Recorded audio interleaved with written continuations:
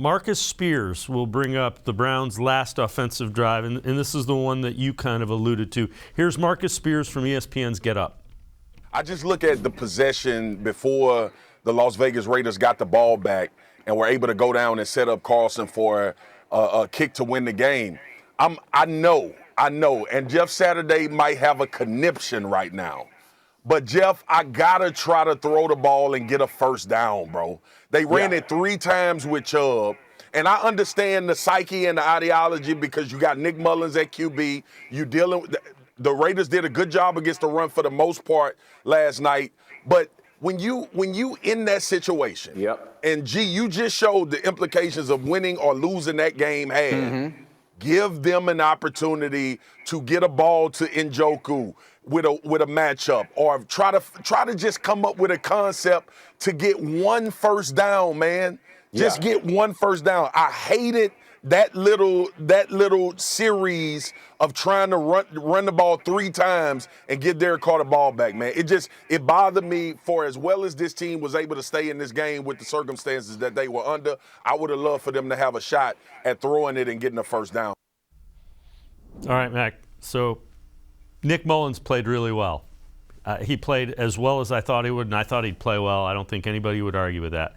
My question to Marcus Spears and to you would be, are you going to put the ball in Nick Mullins' hands to win it, or are you going to put the ball in Nick Chubb's hands to win it?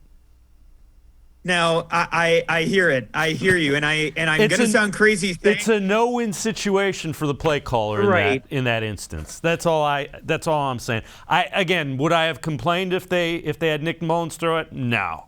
But how can you argue with giving the ball to Nick Chubb? Because that's what you've heard for the last 5 weeks. Why aren't they running the ball more? Why aren't they running the? Yeah. Well, now they run the ball. Oh, you should have thrown the ball. It's all hindsight.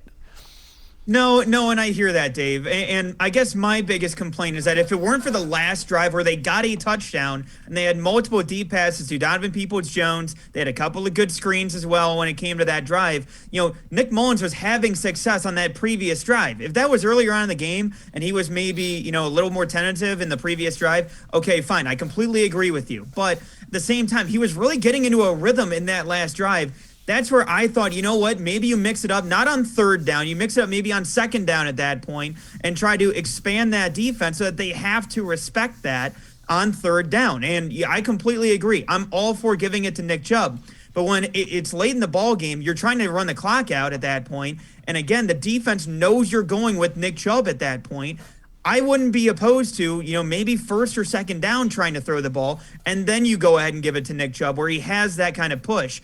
I just didn't see that push as much throughout the game from the offensive line and from the ground game. Obviously, you had some success with Nick Chubb, 91 yards in the game. You're happy with that. But at the same time, I do feel like if you were able to throw in maybe 1 or 2 passes from Nick Mullins early on in that drive at that point, that might open up the defense a little bit more so that you have more success with Nick Chubb. Yeah, no, I can't argue with it. I just think it's a no-win situation for the guy calling, whomever was calling plays. It happened to be Alex Van Pelt, if it was Kevin Stefanski.